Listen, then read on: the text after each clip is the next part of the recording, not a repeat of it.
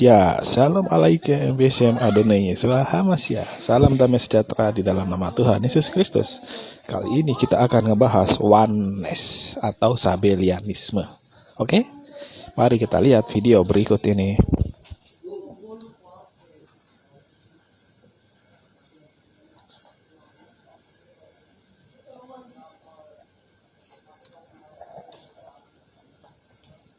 Mana yang lebih buruk, dosa berzina atau dosa riba? Aku tahu dosa riba karena 1 dirham riba yang dimakan setara dengan 30.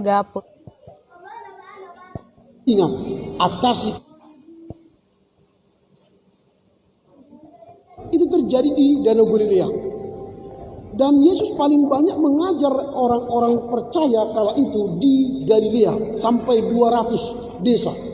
Dia berjalan kaki di seputar Galilea. Maka Galilea menurut Yesus adalah kota penting, karena di sanalah dia paling banyak mengajar dan mengajar. Itulah secara geografis. Tetapi ketika para murid naik ke bukit, para murid itu ragu terhadap Yesus. Ini menarik, kata ragu ini dicatat oleh Matius mau menunjukkan bahwa menjadi saksi Kristus tidak sempurna kali. Jangan kita menganggap kalau saya menjadi pengikut Yesus harus sempurna seutuhnya di bumi ini. Tidak. Murid saja ragu terhadap Yesus. Itu berarti ketika mereka mau menyaksikan kuasa Kristus, menyaksikan Kristus, keraguan-raguan itu tanda kutip bisa muncul silih berganti. Itu mau menjelaskan bahwa ketika kita hari ini belajar Allah Tritunggal tentang Yesus Kristus, kalau kita meragukannya itu biasa-biasa saja. Berarti ada dinamika pertumbuhan dalam keberimanan kita. Kalau kita hanya menerima bulat-bulat tanpa ada keraguan, tanpa ada bertanya, tanpa ada keinginan untuk mengetahui lebih dalam tentang siapa dia, maka sebenarnya kita hanyalah agama iman saja. Agama iman, cukup beriman, cukup tidak perlu bahas. Karena ada banyak agama iman, tidak boleh dibahas lebih mendalam, detail, tidak boleh dikuliti teks demi teks, tidak boleh didalami ayat demi ayat. Pokoknya apa yang dikatakan teks, percayakanlah, sudah pasti.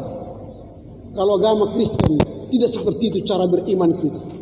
Cara beriman para murid dan sekarang kita juga para murid ialah boleh ragu tapi mendalami supaya keraguan kita bisa tidak ragu.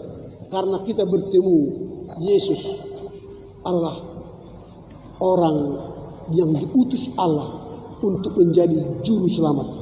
Itu yang kelihatan bahwa para murid itu mengalami kerapuhan dalam beriman. Kita pun sekarang bisa saja kita mengalami kerapuhan dalam beriman. Maka menjadi saksi Allah Tritunggal boleh saja ragu.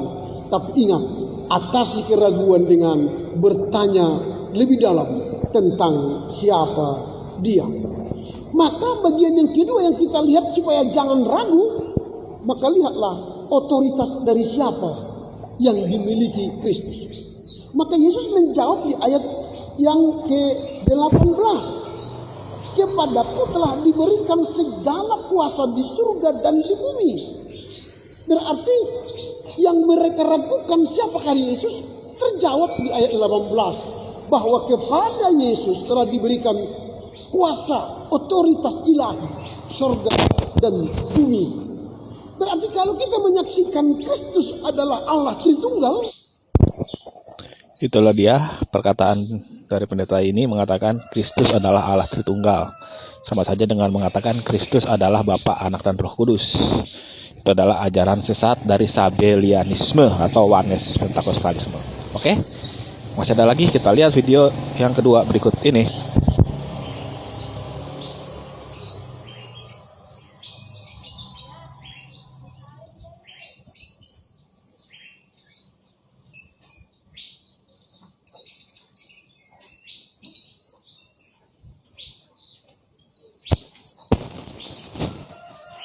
Jadi kamu masih menggunakan Google Translate padahal kamu tahu itu penuh dengan kesalahan dan kamu menerjemahkan dengan terjemahan palsu, padahal ada penerjemah profesional yang bisa menerjemahkan untukmu, memahami apa yang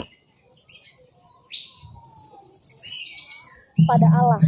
Ia yang telah dibunuh.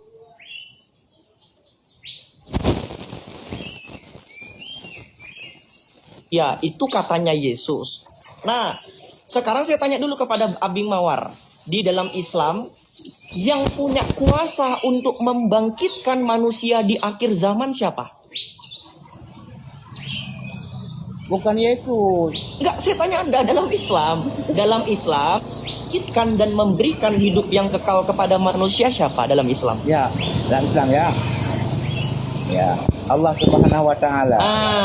Jadi ketika Yesus mengatakan sebab aku berkuasa memberikan hidup yang kekal dan membangkitkan manusia di akhir zaman, berarti kuasanya Yesus sama dengan Tidak ada itu. Tidak tertulis itu. Coba kita baca dulu ayatnya. Nanti kita bacakan ayatnya ya. Aiko dibantu dulu, Aiko Yohanes. Bang Jason. Sebentar dulu. Tolong ya, jangan ditambah-tambah ya. Enggak nambah-nambah. Sudah? Oke, bantu dulu Aiko. Jangan kemana-mana kita lagi. Yang bantu dulu Aiko. Bantu dulu di dalam Yohanes 10 ayat 28 Aiko. Yohanes 10 ayat 28. Dengarin apa kata Yesus Mawar. Dan aku memberikan hidup yang kekal kepada mereka dan mereka pasti tidak akan binasa sampai selama-lamanya. Dan seorang pun tidak akan merebut mereka dari tanganku. Tur! Perkataan siapa itu Aiko? Teman-teman semua? Yesus. Perkataan Yesus. Sama siapa nanya? Sama Bang Eko. Gimana? Sama ke Eko nanyaannya. Loh, itu perkataan Yesus. Itu perkataan Yesus. Aku berkuasa memberikan hidup. Makanya tadi saya tanya kepada Anda, di dalam Islam itu kan yang punya kuasa memberikan hidup yang kekal kepada manusia Allah. Jadi ketika Yesus mengklaim bahwa dirinya punya kuasa memberikan hidup yang kekal, ya berarti Yesus punya kuasa yang sama dengan Allah. Silakan Bro Joseph mungkin menanggapi. Silakan Bro. Bang Jason kena sama Paulus. Saya alihkan kepada saudara saya Joseph. Silakan Anda bertanya kepada Joseph dengan pertanyaan yang baru. Silakan. Oh iya. Silakan saudaraku. Iya, salve Jack, salve teman-teman semuanya. Salve, salam. Nanya apa Pak?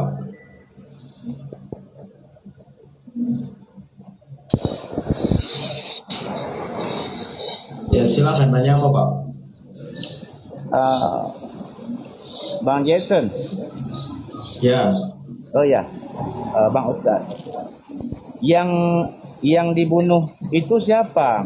Apa Yesus atau bukan Yesus? Jawabannya ada di 1 Petrus 3 ayat 18 sampai 19. Coba minta tolong baca ke Aiko. 1 Petrus berapa Kak? 1 Petrus 3 ayat 18 sampai 19. 1 Petrus 3 ayat 18 sampai 19 bunyinya, sebab juga Kristus telah mati sekali untuk segala dosa kita, Ia yang benar untuk orang-orang yang tidak benar, supaya Ia membawa kita kepada Allah.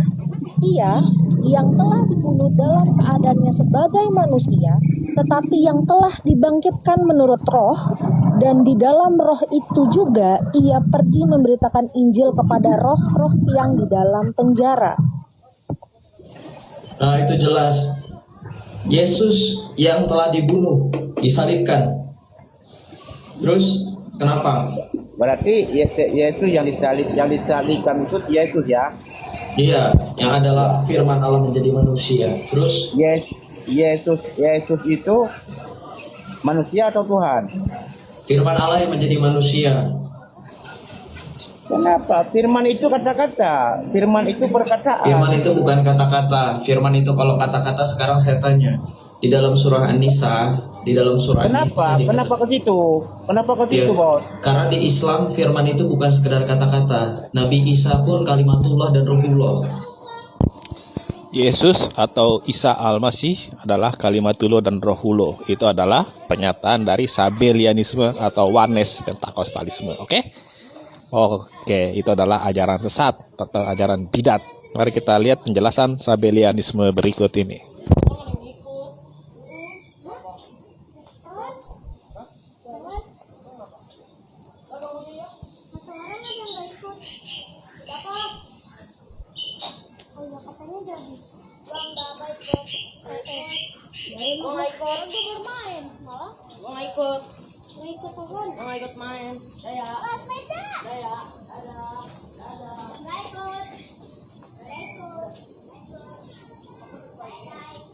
Sabellianisme merupakan bidat dalam gereja timur yang merupakan bentuk modalisme teologis. Sabellianisme adalah kepercayaan bahwa Bapa, Anak, dan Roh Kudus adalah 3 mode atau aspek Allah yang berbeda yang bertentangan dengan pandangan Tritunggal tentang 3 pribadi yang berbeda dalam ketuhanan.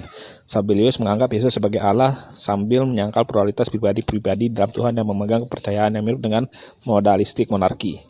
Monarki kapitalisme umumnya dipahami telah muncul selama abad kedua dan ketiga dan telah dianggap sebagai bidat setelah abad keempat. Meskipun hal ini dibantah oleh beberapa orang, Sabellianisme dinyatakan bidat dalam konsili Konstantinopel I pada tahun 381. Tritunggal bukanlah Sabellianisme. Jadi Sabellius yang mengajarkan Sabellianisme dinyatakan bidat pada konsili Konstantinopel. Mari kita lihat konsili Konstantinopel berikut ini.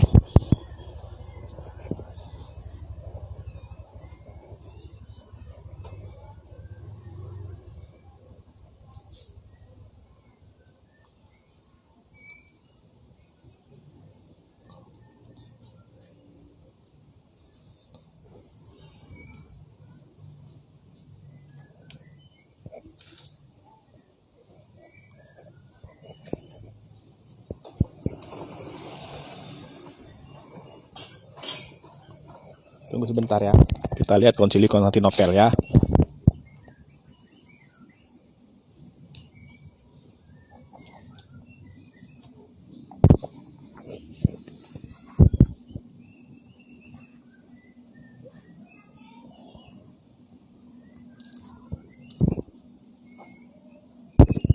Aduh, tunggu sebentar ya. Agak lama ini.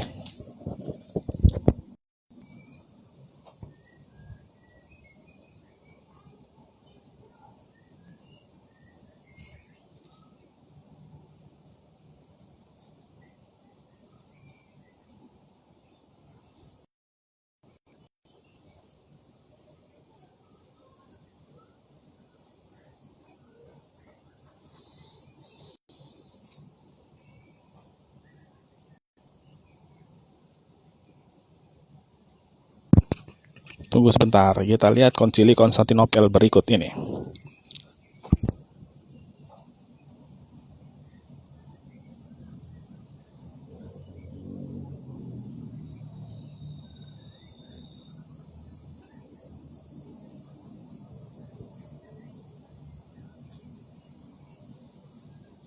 Di lain pihak, kekristenan versi konsili Nikea I juga punya pembela. Selain Anastasius, para bapak Kapadokia juga mengangkat wacana Tritunggal yang sangat mempengaruhi sidang konsili di Konstantinopel.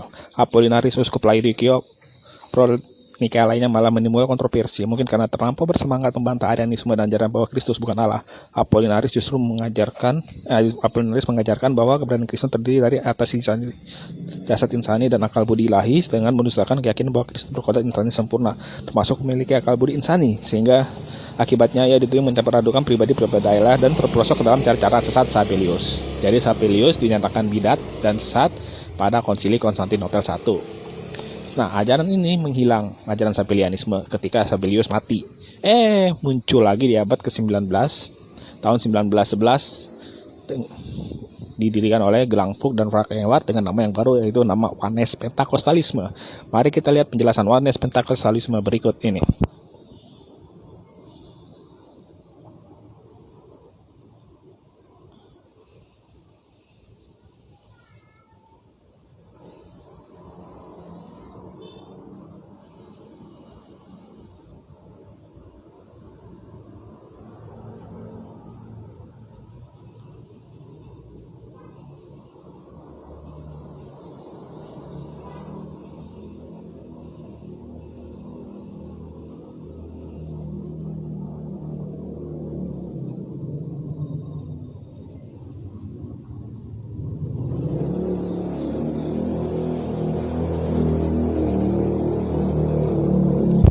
Sejak tahun 1914 dalam gerakan sidang jemaat Allah, lahir sebuah aliran doktrinal yang hingga kini disebut Oneness Pentakostalisme, akan disingkat OP. Sebutan lain dari OP adalah Jesus Only.